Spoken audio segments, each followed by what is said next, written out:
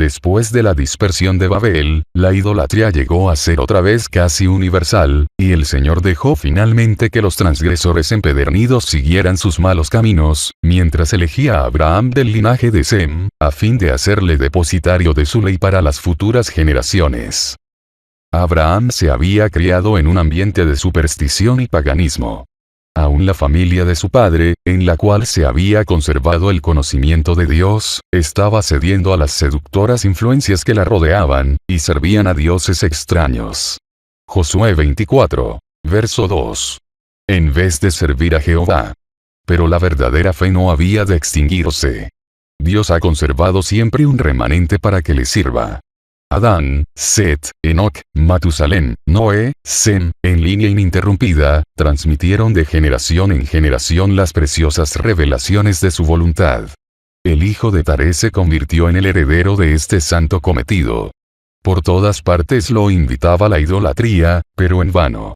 Fiel entre los fieles, incorrupto en medio de la prevaleciente apostasía, se mantuvo firme en la adoración del único Dios verdadero. Cercano está Jehová a todos los que lo invocan, a todos los que lo invocan de veras. Salmo 145, verso 18. Él comunicó su voluntad a Abraham, y le dio un conocimiento claro de los requerimientos de su ley, y de la salvación que alcanzaría mediante Cristo. A Abraham se le dio la promesa, muy apreciada por la gente de aquel entonces, de que tendría numerosa posteridad y grandeza nacional. Haré de ti una nación grande, te bendeciré, engrandeceré tu nombre y serás bendición. Génesis 12, verso 2. Además, el heredero de la fe recibió la promesa que para él era la más preciosa de todas, a saber que de su linaje descendería el Redentor del mundo. Y serán benditas en ti todas las familias de la tierra. Verso 3. Sin embargo, como condición primordial para su cumplimiento, su fe iba a ser probada. Se le exigiría un sacrificio. El mensaje de Dios a Abraham fue: vete de tu tierra y de tu parentela, y de la casa de tu padre, a la tierra que te mostraré. A fin de que Dios pudiera capacitarlo para su gran obra como depositario de los sagrados oráculos, Abraham debía separarse de los compañeros de su niñez. La influencia de sus parientes y amigos impediría la educación que el Señor intentaba dar a su siervo. Ahora que Abraham estaba, en forma especial, unido con el cielo, debía morar entre extraños. Su carácter debía ser peculiar, diferente del de todo el mundo. Ni siquiera podía explicar su manera de obrar para que la entendieran sus amigos. Las cosas espirituales se disciernen espiritualmente, y sus motivos y acciones no eran comprendidos por sus parientes idólatras. Por la fe Abraham, siendo llamado, obedeció para salir al lugar que había de recibir como herencia. Y salió sin saber a dónde iba. Hebreos 11, verso 8. La obediencia incondicional de Abraham es una de las más notables evidencias de fe de toda la Sagrada Escritura. Para él, la fe era la certeza de lo que se espera, la convicción de lo que no se ve. Confiando en la divina promesa, sin la menor seguridad externa de su cumplimiento, abandonó su hogar, sus parientes, y su tierra nativa. Y salió, sin saber a dónde iba, fiel a la dirección divina.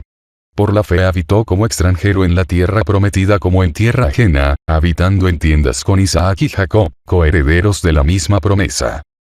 No fue una prueba ligera la que soportó Abraham, ni tampoco era pequeño el sacrificio que se requirió de él. Había fuertes vínculos que lo ataban a su tierra, a sus parientes y a su hogar. Pero no vaciló en obedecer al llamamiento. Nada preguntó en cuanto a la tierra prometida. No averiguó si era fértil y de clima agradable, si los campos ofrecían paisajes hermosos, o si habría oportunidad para acumular riquezas.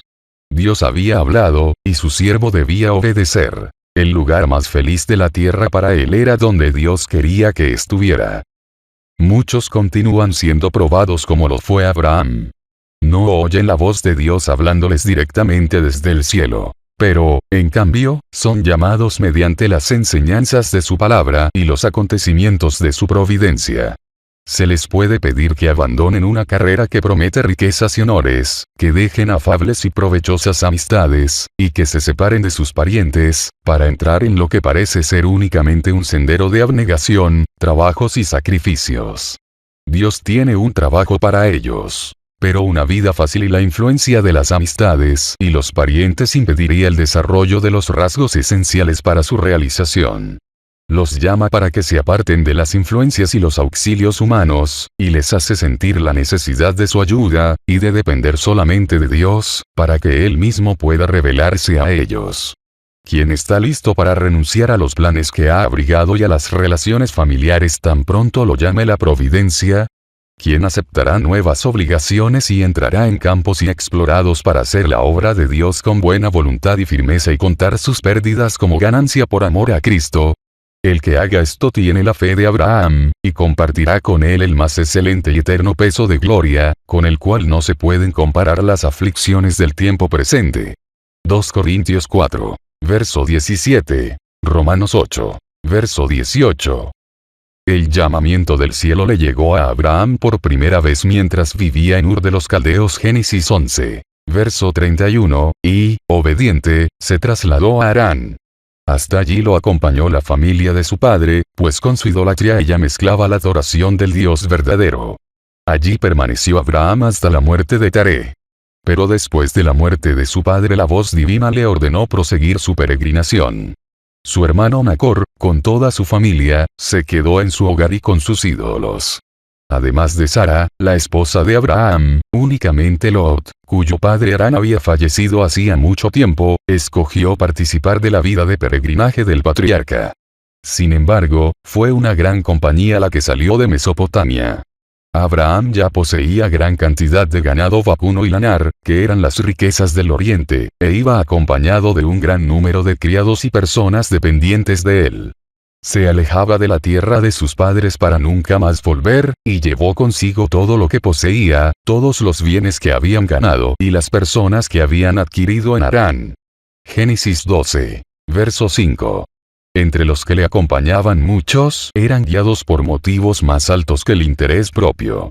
Mientras estuvieron en Harán, Abraham y Sara los habían inducido a adorar y servir al Dios verdadero. Estos se agregaron a la familia del patriarca, y le acompañaron a la tierra prometida. Y salieron para ir a tierra de Canaán. Y a tierra de Canaán llegaron. El sitio donde se detuvieron primero fue Siquem. A la sombra de las encinas de Moré, en un ancho y herboso valle, con olivos y ricas fuentes, entre los montes de Ebal y Gerizim, Abraham estableció su campamento. El patriarca había entrado en un país hermoso y bueno, tierra de arroyos, de aguas, de fuentes y de manantiales, que brotan en vegas y montes. Tierra de trigo y cebada, de vides, higueras y granados. Tierra de olivos, de aceite y de miel. Deuteronomio 8, versos 7 y 8. Pero, para el adorador de Jehová, una espesa sombra descansaba sobre las arboladas colinas y el fructífero valle. El cananeo estaba entonces en la tierra. Abraham había alcanzado el blanco de sus esperanzas, pero había encontrado el país ocupado por una raza extraña y dominada por la idolatría. En los bosques había altares consagrados a los dioses falsos, y se ofrecían sacrificios humanos en las alturas vecinas. Aunque Abraham se aferraba a la divina promesa, estableció allí su campamento con penosos presentimientos. Entonces apareció Jehová a Abraham, y le dijo: a tu descendencia daré esta tierra. Génesis 12, verso 7. Su fe se fortaleció con esta seguridad de que la divina presencia estaba con él, y de que no estaba abandonado a merced de los impíos. Y edificó allí un altar a Jehová, quien se le había aparecido. Continuando aún como peregrino, pronto se marchó a un lugar cerca de Retel, y de nuevo erigió un altar e invocó el nombre del Señor. Abraham, el amigo de Dios. Santiago 2, verso 23, nos dio un digno ejemplo. Desarrolló una vida de oración. Donde quiera que establecía su campamento, muy cerca de él también levantaba su altar, y llamaba a todos los que le acompañaban al sacrificio matutino y vespertino. Cuando retiraba su tienda, el altar permanecía allí. En los años subsiguientes, hubo entre los errantes cananeos algunos que habían sido instruidos por Abraham. Y siempre que uno de ellos llegaba al altar, sabía quién había estado allí antes que él. Y después de levantar su tienda, reparaba el altar y allí adoraba al Dios viviente. Abraham continuó su viaje hacia el sur. Y otra vez fue probada su fe. El cielo retuvo la lluvia, los arroyos cesaron de correr por los valles, y se marchitó la hierba de las llanuras. Los ganados no encontraban pastos, y el hambre amenazaba todo el campamento. ¿No pondría ahora el patriarca en tela de juicio la dirección de la providencia? ¿No miraría hacia atrás anhelando la abundancia de las llanuras caldeas? Todos observaban ansiosamente para ver qué haría Abraham, a medida que una dificultad sucedía a la otra. Al ver su confianza inquebrantable, comprendían que había esperanza. Sabían que Dios era su amigo y seguía guiándole. Abraham no podía explicar la dirección de la providencia. Sus esperanzas no se habían cumplido, pero mantuvo su confianza en la promesa. Haré de ti una nación grande, te bendeciré, engrandeceré tu nombre y serás bendición. Génesis 12, verso 2. Con oraciones fervientes consideró la manera de preservar la vida de su pueblo y de su ganado, pero no permitió que las circunstancias perturbaran su fe en la palabra de Dios. Para escapar del hambre fue a Egipto. No abandonó a Canaán, ni tampoco en su extrema necesidad se volvió a la tierra de Caldea de la cual había venido, donde no había escasez de pan, sino que buscó refugio temporal tan cerca como fuera posible de la tierra prometida, con la intención de regresar pronto al sitio donde Dios lo había puesto. En su providencia, el Señor proporcionó esta prueba a Abraham para enseñarle lecciones de sumisión, paciencia y fe, lecciones que habían de conservarse por escrito para beneficio de todos los que, posteriormente iban a ser llamados a soportar aflicciones. Dios dirige a sus hijos por senderos que ellos desconocen, pero no olvida ni desecha a los que depositan su confianza en Él. Permitió que Job fuera atribulado pero no lo abandonó. Consintió en que el amado Juan fuera desterrado a la solitaria isla de Patmos, pero el Hijo de Dios lo visitó allí, y pudo ver escenas de gloria inmortal. Dios permite que las pruebas asedien a los suyos, para que mediante su constancia y obediencia puedan enriquecerse espiritualmente, y para que su ejemplo sea una fuente de poder para otros. Porque yo sé los pensamientos que tengo acerca de vosotros, dice Jehová, pensamientos de paz, y no de mal. Jeremías 29, verso 11. Los mismos sufrimientos que prueban más severamente nuestra fe, y que nos hacen pensar que Dios nos ha olvidado, sirven para llevarnos más cerca de Cristo, para que echemos todas nuestras cargas a sus pies, y para que sintamos la paz que nos ha de dar en cambio. Dios probó siempre a su pueblo en el crisol de la aflicción. Es en el fuego del crisol donde la escoria se separa del oro puro del carácter cristiano.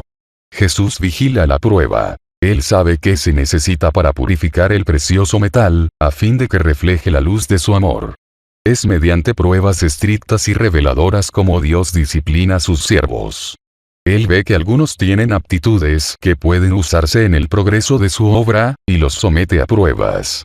En su providencia, los coloca en situaciones que prueban su carácter, y revelan defectos y debilidades que estaban ocultos para ellos mismos. Les da la oportunidad de corregir estos defectos, y de prepararse para su servicio. Les muestra sus propias debilidades, y les enseña a depender de Él, pues Él es su única ayuda y salvaguardia. Así se alcanza su propósito. Son educados, adiestrados, disciplinados y preparados a fin de cumplir el gran propósito para el cual recibieron sus capacidades. Cuando Dios los llama a trabajar, están listos, y los ángeles pueden ayudarlos en la obra que debe hacerse en la tierra. Durante su permanencia en Egipto, Abraham dio evidencias de que no estaba libre de la imperfección y la debilidad humanas. Al ocultar el hecho de que Sara era su esposa, reveló desconfianza en el amparo divino, una falta de esa fe y ese valor elevadísimos tan noble y frecuentemente manifestados en su vida. Sara era una mujer hermosa de vista, y Abraham no dudó de que los egipcios de piel oscura codiciarían a la hermosa extranjera, y que para conseguirla, no tendrían escrúpulos en matar a su esposo.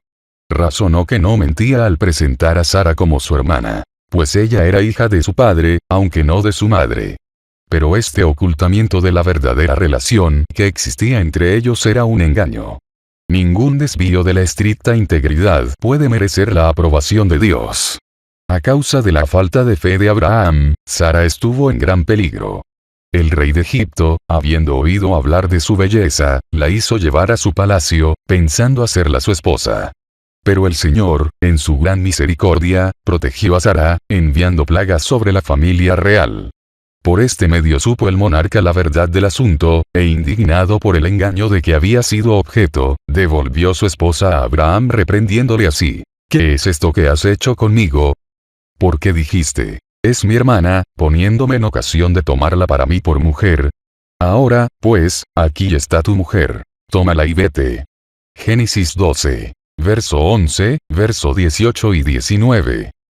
Abraham había sido muy favorecido por el rey. Y aun ahora el faraón no permitió que le hicieran daño a él o a su compañía, sino que ordenó que una guardia los condujera con seguridad fuera de sus dominios.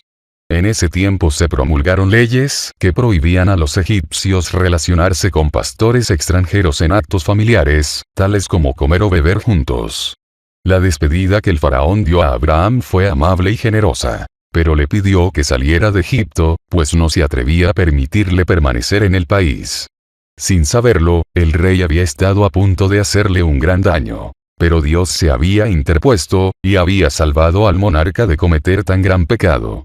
El faraón vio en este extranjero a un hombre honrado por el Dios del cielo, y temió tener en su reino a una persona que evidentemente gozaba del favor divino. Si Abraham se quedaba en Egipto, su riqueza e influencia social podrían despertar la envidia y la codicia de los egipcios, quienes podrían causarle algún daño, por el cual el monarca sería considerado responsable, y que podría atraer nuevamente plagas sobre la familia real. La amonestación dada al faraón resultó ser una protección para Abraham en sus relaciones futuras con los pueblos paganos, pues el asunto no pudo conservarse en secreto. Era evidente que el Dios a quien Abraham adoraba protegía a su siervo, y que cualquier daño que se le hiciera sería vengado. Es asunto peligroso dañar a uno de los hijos del Rey del Cielo. El salmista se refiere a este capítulo de la experiencia de Abraham cuando dice, al hablar del pueblo escogido, que Dios por causa de ellos castigó a los reyes. No toquéis, dijo, a mis ungidos, ni hagáis mal a mis profetas. Salmo 105. Verso 14 y 15. Hay una interesante semejanza entre la experiencia de Abraham en Egipto y la de sus descendientes siglos después. En ambos casos, fueron a Egipto debido al hambre y permanecieron allí y, a causa de los juicios divinos en su favor, los egipcios sintieron temor de ellos, y los descendientes de Abraham salieron al fin enriquecidos por los obsequios de los paganos.